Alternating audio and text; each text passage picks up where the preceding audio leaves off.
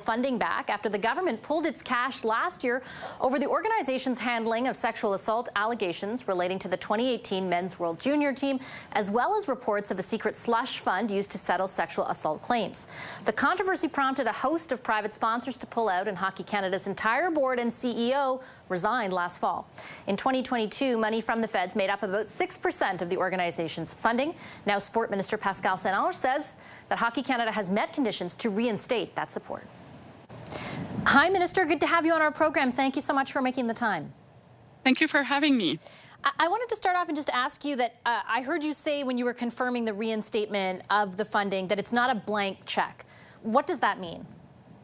It means that Sport Canada will be monitoring very closely the progress that the organization is making in putting in place their action plan, in making sure that they are changing their governance structure, that they also change their inner policies to make sure that the athletes are better protected, and that they live up to the Canadians' expectation of clearing the toxic culture in hockey in Canada.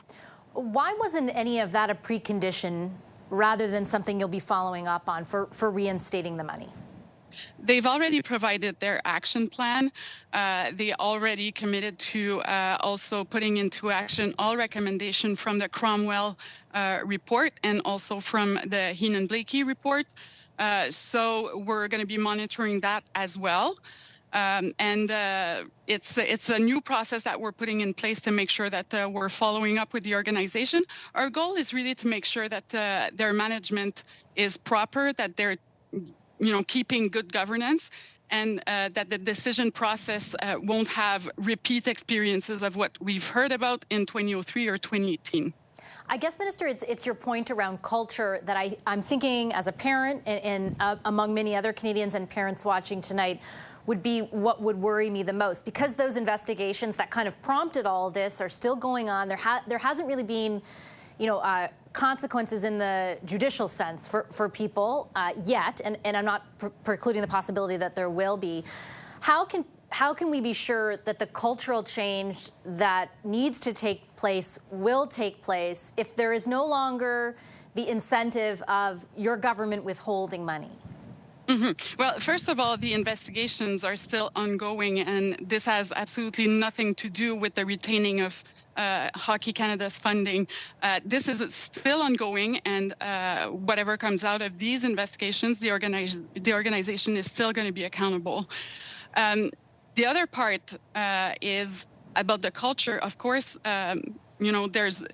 no organization can change a culture completely from one day to another. It's going to take a lot of work, not only from Hockey Canada, but also their affiliates from the provinces and the territories, because some of the stories that we've heard more recently actually happens in junior hockey leagues or in provincial association. So Hockey Canada really has a leadership role here to enforce that culture change and bring along all their affiliates and their members.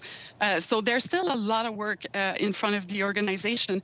But one thing for sure, the government had lost the trust of the past board members that all resigned, and a new board is in place since last November. They're there for only a year to make sure that they're putting the organization in the right direction, and they're going to hire a new CEO as well. So as you can see, there's still a lot of work to do, to be done by Hockey Canada, but my goal is to make sure that the athletes are properly supported. And I do understand that, and I understand also that cultural change takes a while. I guess I just wonder if there is no longer the threat of your government not funding them or withholding that money. And I know you're saying it's not a blank check, and I take that point too, but if that threat has now disappeared, how confident are you that they won't just fall back on old ways? Because culture permeates, right? Even if there is a new board, and not to dismiss them at all, but it's clear from what's come to light through the media reporting that this culture has been pervasive for a long time. Oh, yes, absolutely. And that's why it's going to take a lot of time. And, we have suspended the funding once. And if we see that the organization is not moving along as they promised, if we see that the organization is not living up to the Canadians' expectations also about the work that needs to be done to change the hockey culture, for sure, we won't hesitate to sanction the organization again.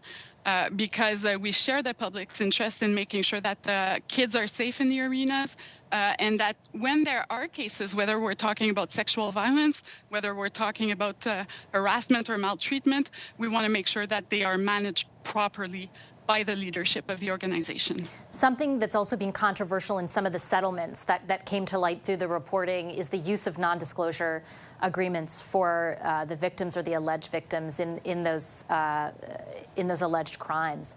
That was not a precondition, and I know you've got some questions on this already today. Why not? Well, first of all, it was not in the original conditions that we gave the organization for them to regain public funding. But most of all, it's also because, in my opinion, non-disclosure agreements should never be used to silence victims from going to the police, from pressing charges in case of criminal actions. In the case of sport, we're looking at ways that we can make sure that these clauses are not used to prevent athletes from going to the office of the Sport Integrity Commissioner or from denouncing problematic behaviors within an organization. But the way that we're going to deal with this is not only related to Hockey Canada, but to all Canadian sport organizations that are funded by the government. And we're still studying how we can put that in place for all organizations. Do you have a timeline for that? Because with respect, I think again of if it was my daughter on the other end of that, right? And if they were being prohibited from being able to speak about something that's happened to them, or go, as you said, to the proper body because of it, isn't it your government's job to make sure they can? We're looking at every way that we can act to make sure that our athletes are not silenced, that they feel empowered, that they know where they can turn to when they're facing situations of abuse and maltreatment, and that those clause agreements are not used to prevent them from doing that. And we're still studying. We're going to move as fast as possible on this issue, which is pretty complicated because sometimes those clauses are also used to protect, for example, team strategies or marketing strategies. So we need to find the right balance, but we're going to make sure that athletes know where to turn to and that they have a strong voice in the sports system. Respectfully, again, though, Minister, do you concede that at this point, somebody, if that was their involvement with Hockey Canada, would have nothing preventing Hockey Canada from, again, making them sign an NDA? We're not going to do this only for Hockey Canada. We're working for all athletes in the sports system. So when we're going to take a decision, when we're going to move forward on this, I want to make sure that we're doing it in the right way, that we're reaching the target, which is to make sure that the athletes can speak up when they're facing situations of abuse and maltreatment. So this is ongoing work. We're moving as fast as possible, but we want to do it right. And we're going to come back to you and to the public in a few weeks or months. Has Hockey Canada assured you at all that they won't employ the use of those to try and silence any alleged victims?